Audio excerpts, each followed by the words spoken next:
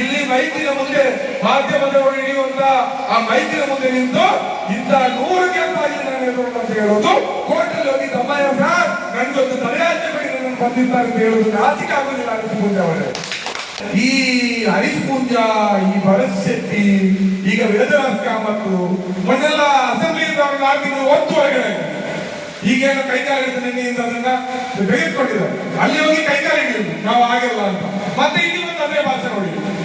Seat ಸಿಗಲ್ಲ ಅಂದ್ರೆ ಒಂದು ಮಾತು, ಸೀಟ್ ಸಿಕ್ಕಿದ ಮೇಲೆ ಇನ್ನೊಂದು ಮಾತು, ಬಹಿರಂಗ ಮೈಕಲ್ಲೇ ಒಂದು ಮಾತು, ಬುದ್ಧಿಗೆಲ್ಲಾದ್ರೆ ಅವರ ಗೆಳೆಯರಿದ್ದಾರೆ ಮುಸಲ್ಮಾನರು ಬ್ಯಾರಿಗಳು, ಅವರ ಜೊತೆ ಮಾತಾಡುವಾಗ ಇನ್ನೊಂದು ಮಾತು. ಇದೆಲ್ಲ ನಡೀತದೆ. ಆದ್ರೆ ಈ ಇವರಲ್ಲಿ ಇದಾರಲ್ಲ, ಈ ನಾನು ಅವಾಗ ಹೇಳಿದ ಹರೀಶ್ ಪೂಂಜಾ, ಭರತ್ ಶೆಟ್ಟಿ, ವೇದವ್ಯಾಸ ಕಾಮತ್ ಇವರೇನು ಕಷ್ಟಪಡಲಿಲ್ಲ, ಏನು ಕಷ್ಟಪಡಲಿಲ್ಲ. ಆ ಕಾಲದಲ್ಲಿ ಏನೋ ಇಲ್ಲೆಲ್ಲ ಒಂದು ಸಂಘರ್ಷಾತ್ಮಕ ರಾಜಕಾರಣ ನಡೆದು ಇಲ್ಲೊಂದು ಹದವಾದಂತ ಭೂಮಿ ಸಿದ್ಧ ಆದ್ಮೇಲೆ ಇವರು ಯಾವ್ದಾವ್ದು ಲಾಬಿ ಮಾಡಿ ಏನೇನೋ ಕಾರಣಕ್ಕೆ ಬಿಜೆಪಿಯನ್ನು ಸೀಟ್ ಬರೋದು ಆ ಒಂದು ಅಲೆ ಇದೆ, ಧರ್ಮದ್ವೇಷದ ಅಲೆ, ಮುಸ್ಲಿಂ ವಿರೋಧಿ ಅಲೆ. ಈ ಅಲೆಯಲ್ಲಿ ಸುಲಭವಾಗಿ ತೇಲಿ ವಿಧಾನಸೌಧ ತಲುಪಿದರು.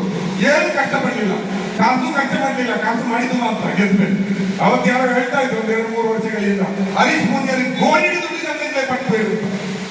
ಈ ಗೋಣಿ ಅವರ ಪಾಪ ಕುಟುಂಬದವರು ಏನೋ ಸೈಕಲ್ ಅಲ್ಲಿ ಓಡಾಡುವಂತ ಚಿತ್ರಗಳು ಫೇಸ್ಬುಕ್ ಅಲ್ಲಿ ಬಂದಿದೆ. ಇವರು ಗೋಣಿಯಲ್ಲಿ ಹಂಚಿಕೆ ದುಡ್ಡು ಎಮ್ಮೆಲೆ ಆಗ್ತದೆ ಎಲ್ಲಿಂದ ಬಂದು ನೀವೇ ಆಲೋಚನೆ, ಅದು ಬೇರೆ.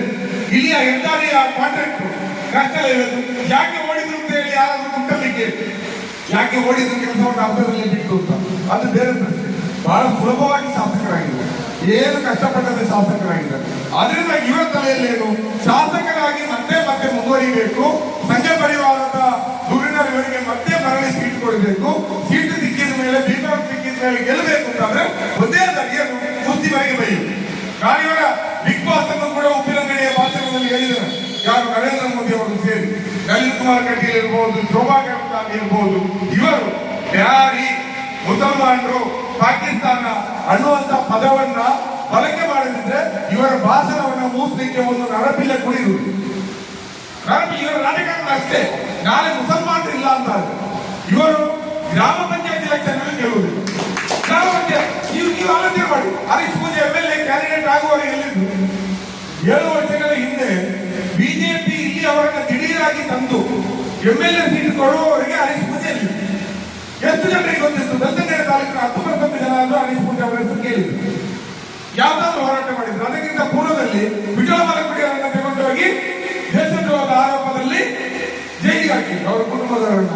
ಈ ಹರೀಶ್ ಪೂಂಜಾ ಮಾತಾಡಿದ್ರ ಆವಾಗ? ಇಲ್ಲ. ಸೌಜನ್ಯ ಅತ್ಯಾಚಾರ ಕೊಲೆ ಪ್ರಕರಣ 10-11 ವರ್ಷಗಳಿಂದ ನಡೆಯಿತು. ಅವತ್ತೆಲ್ಲಾದ್ರೂ ನೀವು ಹರೀಶ್ ಪೂಂಜಾ ಅವರು ಮಾತಾಡಿದ ಅಥವಾ ಅವರನ್ನೆಲ್ಲಾದ್ರೂ ನೋಡಿದ್ರ? ಇದೇ ನಮ್ಮ ಇಲ್ಲಿಯ ಸುಂದರ ಮಲಕುಡಿ ಅವರನ್ನ ಕೈಯನ್ನ ಮರ ಕಟ್ಟು ಮಾಡುವ ಮಿಷನ್ ನಲ್ಲಿ ಭೂಮಾಲಕರು ಕಟ್ಟು ಮಾಡಿದಾರಲ್ಲ, ಕಟ್ಟು ಮಾಡಿ ಎಸೆದು ಆವಾಗ ನೀವು ಹರೀಶ್ ಪೂಂಜಾ ಅವರನ್ನು ನೋಡಿದ್ರ?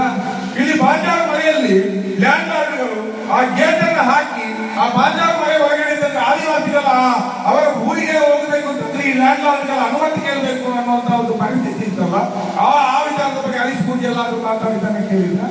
ಕರಿಮಲೆಯ ಕಗ್ಗತ್ತ ಒಂದು ಸಿನಿಮಾ ಬಂತು, ಬೆಳ್ತಂಗಡಿಯ ಕಗ್ಗತ್ತಿನ ರೋಗದ ಬಗ್ಗೆ, ಜನಸಾಮಾನ್ಯರ ಸಮಸ್ಯೆಗಳ ಬಗ್ಗೆ, ಅಂತ ವಿಚಾರಗಳ ಬಗ್ಗೆ ಹರೀಶ್ ಪೂಂಜಾ ಯಾವ್ದಾದ್ರು ಒಂದಿನ ಮಾತಾಡಿದ್ದಾನೆ ಕೇಳಿದ್ದೀರಾ? ಇಲ್ವೋ. ಆದ್ರೂ ಕೂಡ ಅವ್ರಿಗೆ ಸೀಟ್ ಸಿಕ್ತು, ಅವ್ರು MLA. ಈಗಲೂ ಅವ್ರದ್ದು ಅದೇ ಕಾಯಕ, ಮುಸ್ಲಿಮರನ್ನ ಬೈಬೇಕು, ಸೀಟ್ ಖಾತರಿ ಪಡಿಸಬೇಕು, ಓಟ್ ಪಡಿಬೇಕು. ನಮ್ಗೆ ಅದ ಸಮಸ್ಯೆ ಇಲ್ಲ. ಅದಕ್ಕಾಗಿ ಅವ್ರಿಗೆ ಯಾವುದೇ ವೇದಿಕೆ ಸಿಕ್ಕಿ ಅಲ್ಲಿ ಮುಸಲ್ಮಾನರನ್ನ ಬೈದು ಮೊನ್ನೆ ಹೇಳ್ತಾರೆ, ನಾನು ಗೆಲುವು ಹೇಳ್ತೀನಿ, ನಾನು ಹಿಂದೂ ಶಾಸಕ. ಏನಾಯ್ತು ಸ್ವಾಮಿ ಹಿಂದೂ ಶಾಸಕ? ಹಿಂದೂ ಶಾಸಕ ಅಂದ್ರೆ ಅರ್ಥ ಮುಖ್ಯಮಂತ್ರಿ ಹಿಂದೂ ಶಾಸಕ. ಹಿಂದೂಗಳಲ್ಲಿ ನೀವು ಯಾರನ್ನ ಪ್ರತಿನಿಧಿಸ್ತೀರಿ? ಮಲಕುಡಿಯರನ್ನ ಪ್ರತಿನಿಧಿಸ್ತೀರಾ? ಇಲ್ಲಿ ನಿಮಗೆ ಕಣ್ಣು ಮುಚ್ಚಿ ಓಟ್ ಹಾಕುವಂತ ಇಲ್ಲಿಯ ಮುಗಿಯನ್ನು ಮುಂಡಾಲವನ್ನ ನೀವು ಪ್ರತಿನಿಧಿಸ್ತೀರಾ? ನೀವು ಯಾರಿಗನ್ನ ಪ್ರತಿನಿಧಿಸುವುದಲ್ಲ ಸರಿ, ದಲಿತರನ್ನ ಪ್ರತಿನಿಧಿಸ್ತೀರಾ? ಆದಿವಾಸಿಗಳನ್ನ ಪ್ರತಿನಿಧಿಸ್ತೀರಾ? ಇಲ್ಲಿಯ ಹಿಂದುಳಿದವರನ್ನ, ಇಲ್ಲಿಯ ಕೃಷಿ ಕೂಲಿಕಾರರನ್ನ, ಇಲ್ಲಿಯ ಬಡವರನ್ನ ಪ್ರತಿನಿಧಿಸ್ತೀರಾ? ನೀವು ಶಾಸಕರಾದ್ಮೇಲೆ ಈ ಬೆಳ್ತಂಗಡಿ ತಾಲೂಕಲ್ಲಿ ಎಷ್ಟು ಜನರಿಗೆ ಹಾಕುವಂತ ಕೊಟ್ರಿ? ಎಷ್ಟು ಜನರಿಗೆ ಮನೆಯಲ್ಲವರಿಗೆ ನಿವೇಶನ ಕೊಟ್ಟರೆ ಹೇಳಿ? ಎಷ್ಟು ಜನರಿಗೆ ಅವರ ಭೂಮಿಯ ಸಂಬಂಧಪಟ್ಟ ಸಮಸ್ಯೆಗಳೇನು, ಫ್ಲೋಟಿಂಗ್ ಸಮಸ್ಯೆ, ಆ ಸಮಸ್ಯೆ ಅಲ್ಲಿ ಇದೆಯಲ್ಲ, ಅದನ್ನು ಬಗೆಹರಿಸಿ ಸಹಾಯ ಮಾಡಿದ್ರಿ ಹೇಳಿ? ಎಷ್ಟು ಸರ್ಕಾರಿ ಶಾಲೆಗಳನ್ನ ತಂದ್ರೆ ಹೇಳಿ? ಎಷ್ಟು ಸರ್ಕಾರಿ ಶಾಲೆಗಳಿಗೆ ನೀವು ಅಧ್ಯಾಪಕರನ್ನು ಕೊಡ್ತೀರಿ ಅಂತ ಹೇಳಿ? ಬೆಳ್ತಂಗಡಿ ತಾಲೂಕು ಆಸ್ಪತ್ರೆಗೆ ಯಾವಾಗಲೂ ಭೇಟಿ ಕೊಟ್ಟು ಅಲ್ಲಿ ವೈದ್ಯರಿದ್ದಾರ, ಅಲ್ಲಿ ಮೂಲಭೂತ ಸೌಲಭ್ಯಗಳಿದೆಯಾ, ಅಲ್ಲಿ ಔಷಧಿ ಇದೆಯಾ ಅಂತ ಒಂದಿನಾದ್ರೂ ನೀವು ಚೆಕ್ ಮಾಡಿದ್ರೆ ಎಷ್ಟು ಪ್ರಾಥಮಿಕ ಆರೋಗ್ಯ ಕೇಂದ್ರಗಳ ಹೊಸದಾಗಿ ತಂದಿರುತ್ತೆ ಹೇಳಿ. ಇಲ್ಲಿ ಇರುವ ಪ್ರಾಥಮಿಕ ಆರೋಗ್ಯ ಕೇಂದ್ರಗಳಿಗೆ ಎಷ್ಟು ಮೂಲಭೂತ ಸೌಲಭ್ಯಗಳನ್ನು ಕೊಡ್ತೇನೆ ಹೇಳಿ. ಹರೀಶ್ ಪೂಜೆ ಅವರೇ, ಈ ಲೆಕ್ಕಗಳು ಮಾತ್ರ ಅಲ್ಲ, ಇದೇ ನಿಮ್ಮ ಬೆಳ್ತಂಗಡಿ ತಾಲೂಕಿನ ಮೂಲೆ ಮೂಲೆಗಳಲ್ಲಿ ಈ 3-4 ವರ್ಷಗಳಲ್ಲಿ ಬೇರೆ ಬೇರೆ ಮಳೆಗಾಲದ ಸಂದರ್ಭದಲ್ಲಿ ಹಲವಾರು ಸೇತುವೆಗಳು ಕುಸಿದಿತ್ತು. ಒಂದಾದ್ರೂ ಸೇತುವೆಯನ್ನು ನೀವು ಮರು ನಿರ್ಮಾಣ ಮಾಡಿದ ಪುತ್ತೂರಿನ ಆ ಮಲಗುಡಿಯ ಊರಿಗೆ ಹೋಗುವಂತಹ ಒಂದು ಸೇತುವೆ ಕುಸಿದು ಎಷ್ಟು ವರ್ಷ ಆಯ್ತು? 4 ವರ್ಷ ಅಲ್ಲ. ನಾವೇ 2-3 ಸಲ ಅಲ್ಲಿ ಹೋಗಿ ಪ್ರತಿಭಟನೆ ಮಾಡಿದ್ವಿ. ಒಂದ್ಸಲ ಭೇಟಿ ಕೊಟ್ಟು ಅದಕ್ಕೆ ವಿಶೇಷ ನಿಧಿ ಕೊಡಿ ಅಂತ ನೀವು ಮುಖ್ಯಮಂತ್ರಿಯನ್ನ ಭೇಟಿ ಆದ್ರ, ನೀವು ಪಿಡಬ್ಲ್ಯೂಡಿ ಸಚಿವರನ್ನ ಭೇಟಿ ಆದ್ರ, ನೀವು ಉಸ್ತುವಾರಿ ಸಚಿವರನ್ನ ಭೇಟಿ ಆದ್ರ, ಮತ್ತೆಂತ ನೀವು ಹಿಂದೂ ಶಾಸಕ ಪುತ್ತೂರಿನಲ್ಲಿ ಬ್ಯಾರಿಗಳಿದ್ದಾರ?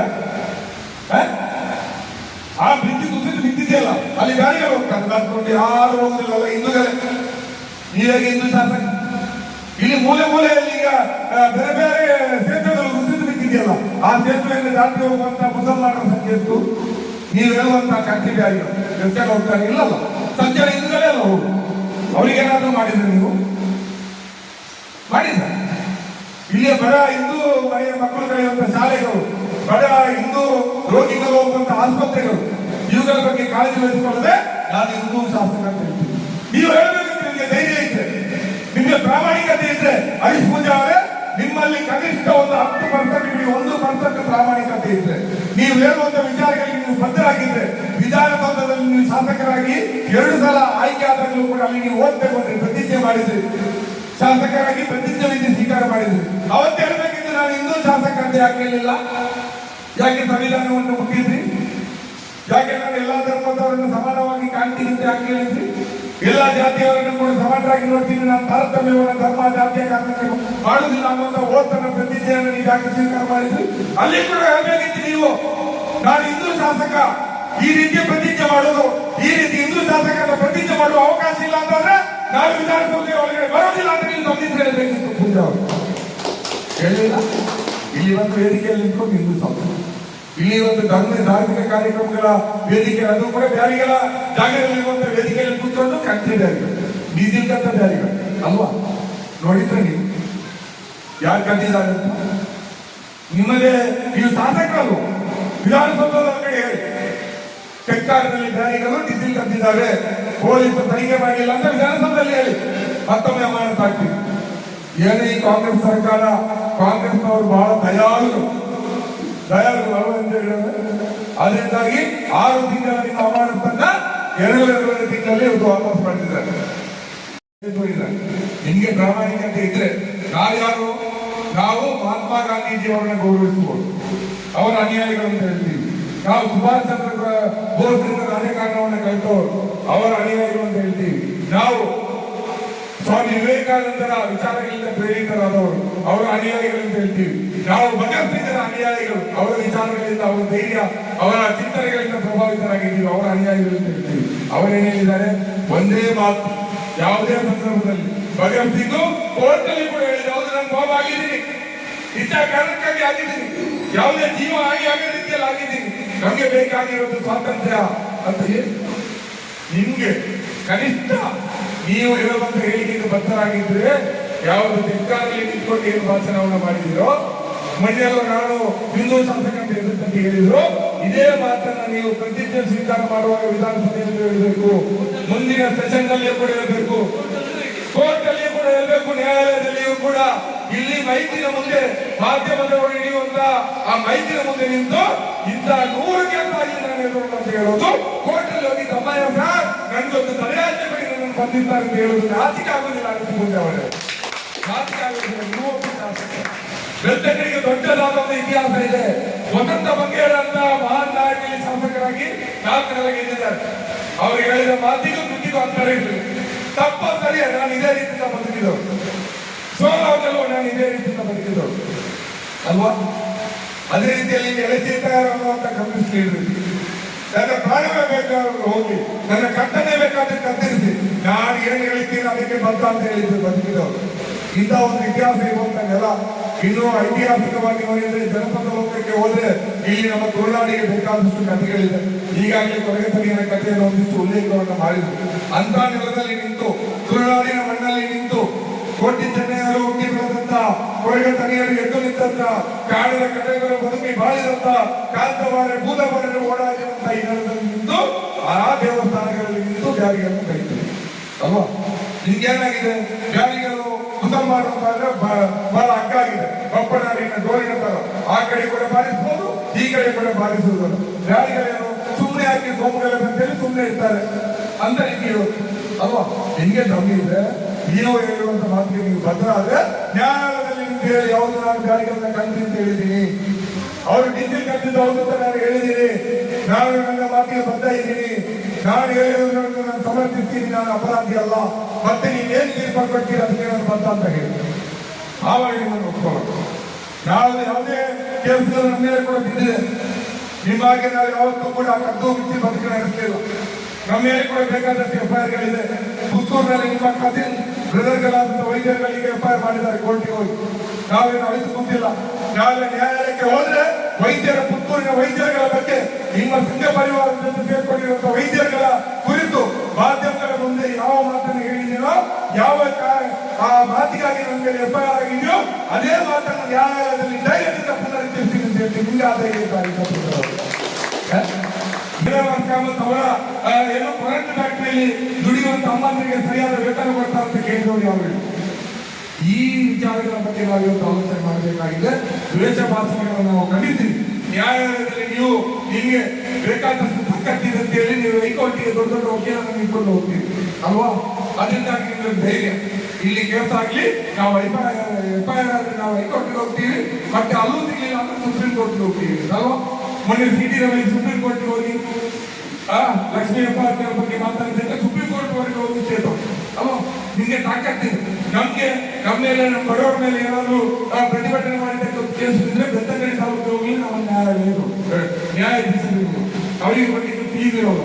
ಯಾರಾದ್ರೂ ಜನಪರವಾದಂತ ವಕೀಲರು ಬಂದು ನಿಮಗೆ ಜಾಮೀನು ಕಳಿಸಿದ್ರೆ ಪುಣ್ಯ, ಇಲ್ಲಾಂದ್ರೆ ನಾವು ಜೈಲಲ್ಲೇ ಕೂರ್ಬೇಕು ಅಲ್ವಾ. ನಿಮ್ಗೆ ಆ ಧೈರ್ಯ ನಿಮ್ಮಲ್ಲಿ ಪರ್ಸೆಂಟೇಜ್ 40% ಹೊಡೆದ 40% ಹೊಡೆದಂತ ದುಡ್ಡು ಇದೆ. ನಿಮಗೆ ನ್ಯಾಯಾಲಯದಲ್ಲಿ ವಾದ ಮಾಡಲಿಕ್ಕೆ ಆ ದುಡ್ಡಿನ ಹೈಕೋರ್ಟ್ ನಲ್ಲಿ ಸುಪ್ರೀಂ ಕೋರ್ಟ್ ವಕೀಲರು ಸಿಗ್ತಾರೆ. ಆ ಧೈರ್ಯದಲ್ಲಿ ನೀವು ಮಾತಾಡ್ತಾ ಇದ್ದೀರಿ. ನಿಮ್ಮ ಈ ಮತಾಂಧತೆಯನ್ನು ಬಿಡಿ, ಇನ್ನಾದ್ರೂ ಜನಪರ ಕೆಲಸವನ್ನು ಮಾಡಿ. ಇಲ್ಲ ಅಂತಾದ್ರೆ ನೀವು ನ್ಯಾಯಾಲಯದಲ್ಲಿ ಹೋಗಿದ್ದ ಸ್ಟೇ ತಂದಿರ್ಬೋದು, ಆದ್ರೆ ಜನತಾ ನ್ಯಾಯಾಲಯದಲ್ಲಿ ಸ್ಟೇ ಸಿಗುವುದಿಲ್ಲ ನಿಮಗೆ. ನಾವು ಇಲ್ಲಿಯ ಸಮಾನ ಮನಸ್ಕರು, ಇಲ್ಲಿಯ ಎಡಪಂಥೀಯರು, ಇಲ್ಲಿಯ ಜಾತ್ಯತೀತ ಶಕ್ತಿಗಳು ಬೆಳ್ತಂಗಡಿ ತಾಲೂಕಿನ ಗ್ರಾಮಗಳಿಗೆ ಹೋಗಿ ಆ ಜನತಾ ನ್ಯಾಯಾಲಯದಲ್ಲಿ ನಿಮ್ಮ ಮೇಲೆ ಆರೋಪ ಪಟ್ಟಿಯನ್ನು ಸಲ್ಲಿಸ್ತೀವಿ. ಅಲ್ಲಿ ನಿಮಗೆ ಜಾಮೀನು ಇಲ್ಲ, ಸ್ಟೇನೂ ಇಲ್ಲ ಅನ್ನುವಂಥ ಸ್ಥಿತಿಯನ್ನ ಮುಂದಿನ ಚುನಾವಣೆಯಲ್ಲಿ ನಿಮಗೆ ಸೃಷ್ಟಿಸ್ತೀವಿ ಅನ್ನುವಂಥ ನನ್ನ ಮಾತುಗಳನ್ನು